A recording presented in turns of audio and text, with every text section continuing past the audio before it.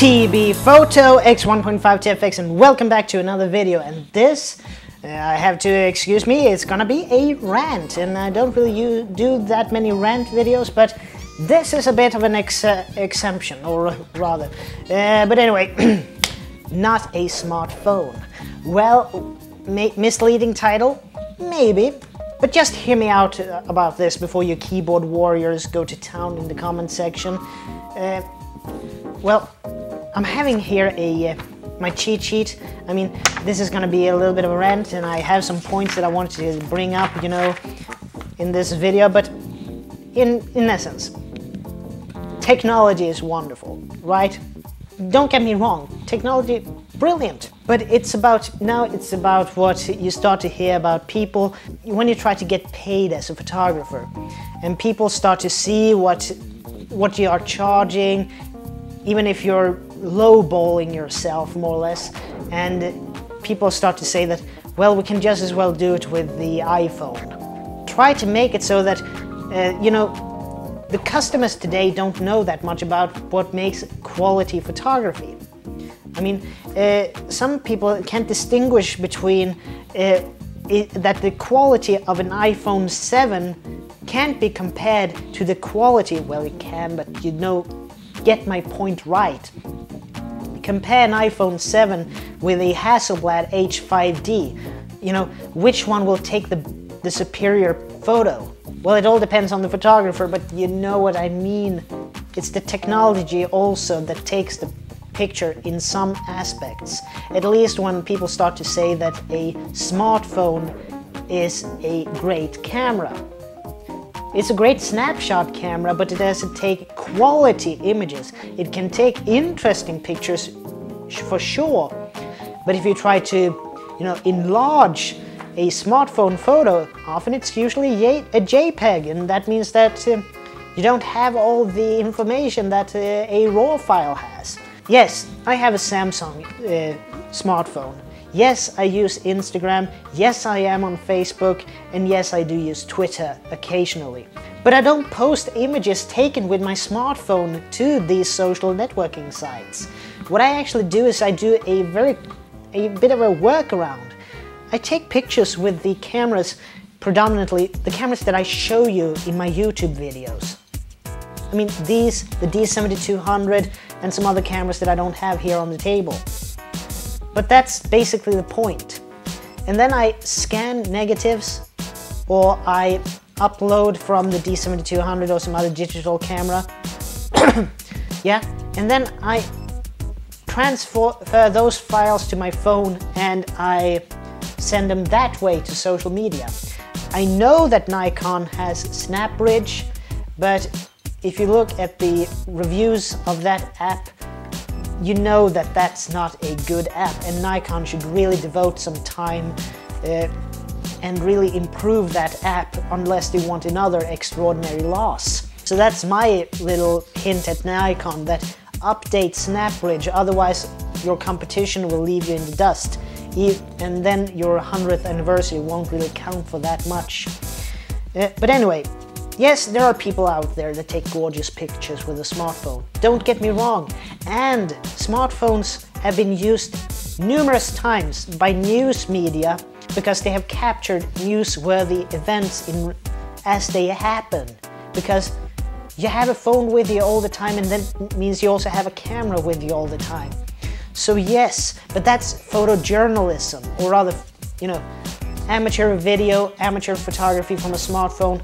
That can be used by the news. But why then this ranty McRanterson, as the Fro would have said? Well, in my opinion, smartphones are great snapshot cameras, and they have more than once captured newsworthy event. My beef with them is called resolution and image quality.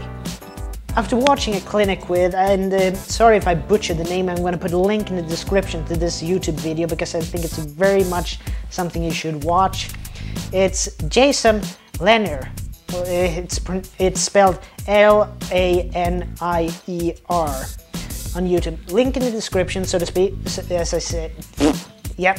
But anyway, I started to pondering this about how can we get people to recognize the limits of smartphone photography. That if you want to do a ad campaign, if you want headshots for your company, if you want any type of advertising photo or anything, you know, why a smartphone is not adequate. So here's a bit of a list I put together for my own thoughts on this subject. And the first of all is that there is no real manual mode. I mean, if you want manual mode on your smartphone's camera, you basically have to download an application, and if you want it for free, which most people want because they've already bought the phone, those apps are usually crammed packed with advertisements for everything and anything. And that's just annoying as beep. But anyway, basically if you use your phone's stock, it basically only guesstimates the exposure triangle and your results are basically fixed. The next one, there is no interchangeable lenses. I mean, those plastic clip-on things that are sold on eBay and other websites for not much money, I mean, those types of plastic recycled bottle caps, I don't think they really count. At least not in my mind, because as a real photographer would say, glass times infinity. I mean, a digital camera body today is basically the disposable part of photography. The disposable part of photography. Sad to say, but it's true, because the camera body technology is constantly evolving. That's why I'm a proponent of that. I mean, things like this camera and the Hasselblad H series that you have removable backs, that means that the camera body is only the lens and the lens holder and the mirror part. If you can change your digital back, you can always upgrade that with the times. So that's, in my opinion, the future of you know, medium format and some forms of professional, you know, photography or other digital photography, that you can just keep your camera body and your lenses and you upgrade the sensor.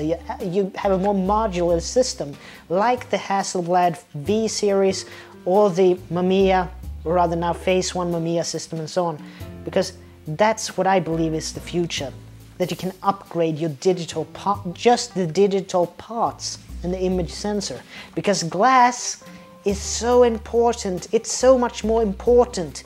And I know that Digital Rev with Kai and Locke, they did one of these when they put a expensive piece of Canon glass on a cheap Canon body, and then they reversed it, so they took a expensive Canon body and put a cheap piece, or rather a entry-level piece of Canon glass on that camera body.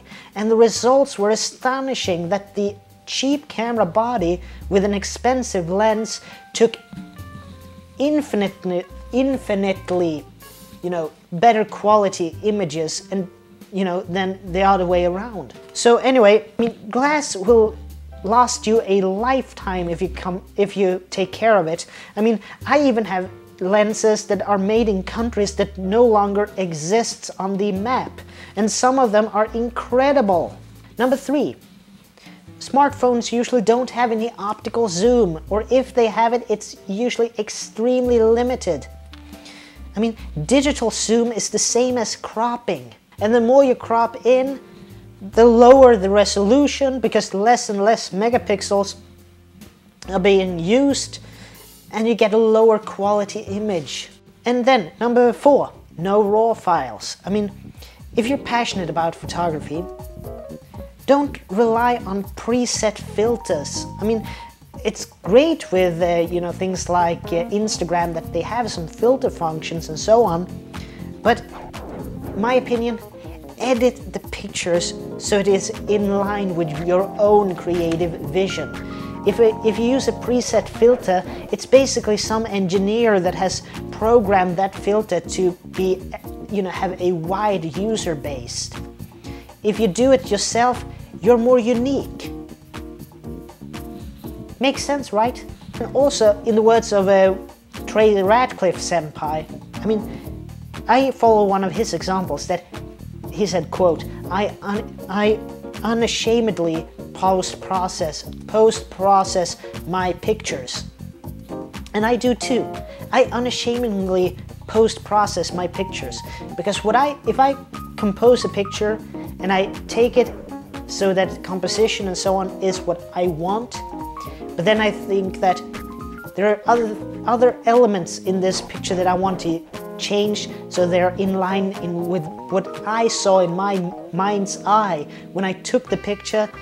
Of course I post-process them, because I want to show the rest of the world what I perceived when I took that photo.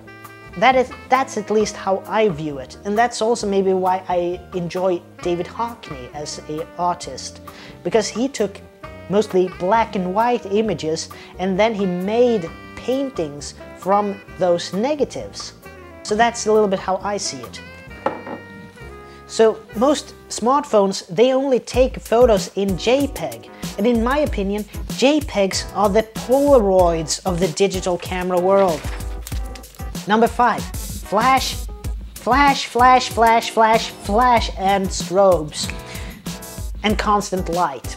I mean, any photographer today worth their salt knows about light, and they are lifetime students of light. Simply put, no light, no photography.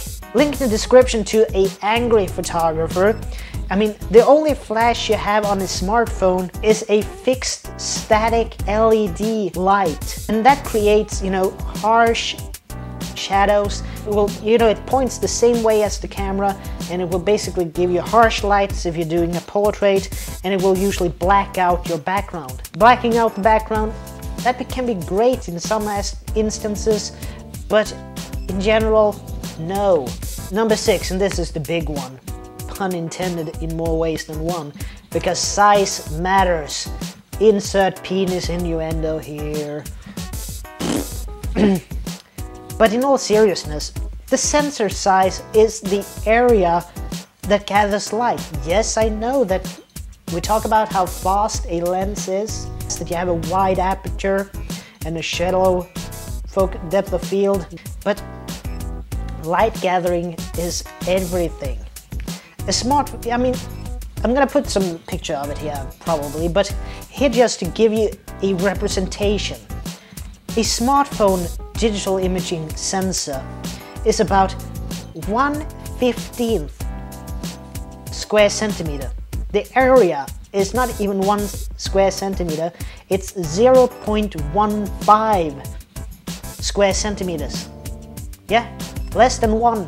An APS-C, like the D7200 that is filming this now, it is 3.73 square centimeters. If you look at a Nikon full frame or FX, that's 36 times 23.9, or rather 3.6 times 2.39. That means that it has a total surface area of 8.6 square centimeters.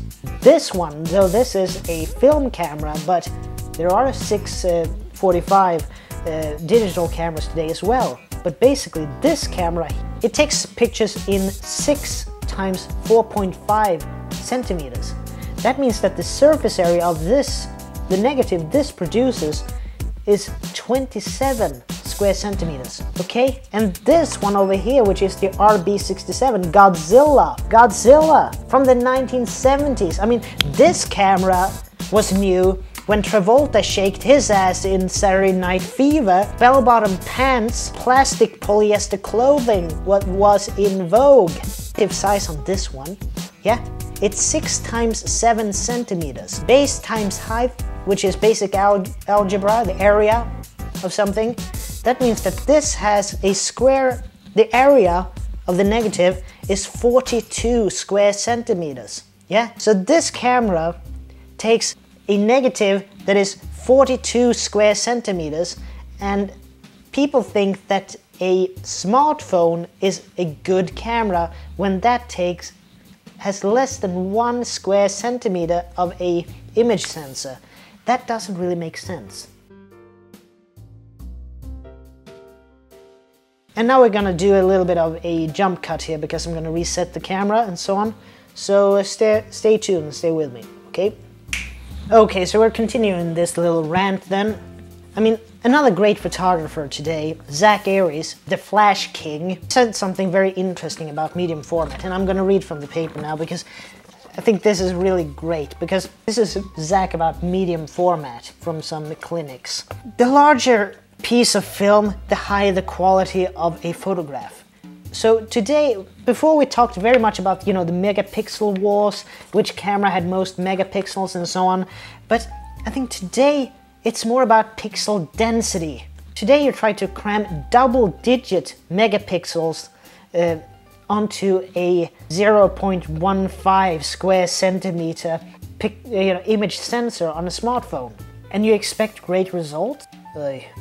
I mean, many today say that one of the greatest DSLR, if you look at some forums, if you look at what other photographers, professional photographers, and when I now say professional photographers, people who make their living almost exclusively by using a camera. If you look at it, they say one of the greatest DSLRs ever made now at this point in time, it comes from 2007, the Nikon D3, and that's a 12 megapixel FX camera. So you have that 8.6 square centimeter sensor for 12 megapixels. And many people say that's one of the greatest digital cameras ever. And then if you go back to Zack, he said also another great thing about when he talked about his Phase 1 medium format camera, which is a digital. Picture quality is not megapixel count. And this is a quote from Zack in that clinic. I would take a 20 megapixel medium format digital back over a 36 megapixel DSLR. Let that sink in. So Flash King would say that a 20 megapixel digital back, he would prefer that over a 36 megapixel DSLR. If you know your exposure triangle, if you control your light and have some basic spatial ability, imagine how much detail and high resolution you can obtain from a dedicated camera. Because that's a little bit of the core thing in this entire rant. It's about that have a dedicated camera. And of course, when you get a camera from a retailer, or if you're buying it secondhand, make sure it's a camera that has the features that you're looking for. So if you're not interested in photography, well, then a bridge camera might be for you. But if you want to go into photography, look at SLR cameras and look at cameras that have interchangeable lenses. That's my biggest thing, that if you have a camera that have interchangeable lenses, widen the perspective usage of that camera tremendously. I mean, I can't say that smartphones aren't real cameras, because they take images, so they are cameras. If this is all you need, use it by all means. But a lot of people start to be a little bit peeved that if you're a photographer who wants to make a living on photography, then a smartphone is not adequate. Unfortunately, today photographers has to educate their potential clients on that the reason for my price is because X, Y, Z. And that's a little bit why this video is even here, because we need this to say that these types of cameras, digital or film, that they are dedicated cameras and they will be able to capture what your vision is for why you're hiring a photographer. You have to justify it, and that's a little bit of the thing. You have to justify why. A smartphone doesn't take the same quality pictures as an FX camera or a digital medium format. Yes, it depends on what the photo shoot is. Is it a sports event? Is it a news event? Is it product photography? Is it, you know, fashion? Whatever it is, there is a camera for that purpose. So yes, lots of what I have ranted about in this video is my own opinions, yes. But it seems like other photographers, when you listen to them, have similar views. So are they 100% similar, so they're identical? No, of course not. Don't be silly. But what I want to point out is that if you want to take great photos, get a camera that can at least, that you can grow with. Because a smartphone, great for snapshots, but you will find yourself very limited very fast. And if you want to pursue a career in photography, I wouldn't really recommend you to say that you're using a smartphone and that is adequate for what you're getting paid for doing. So let's up with another motto from one of my photography heroes that I think sums it up then. Get your gear out, which is the motto of Matt Granger. Shoot with what you got and make the best out of it. So all in all, that's my rant on this. So yep, cheers. Anyway, this is Tobias Bergström from T.B.Photo X 1.5 to FX, and I'd like to see you in the next video. And as you supposedly should say in this YouTube malarkey, please like, share, comment, and subscribe. So, what are you using? And is it what you need? So I'll leave you with that. Bye.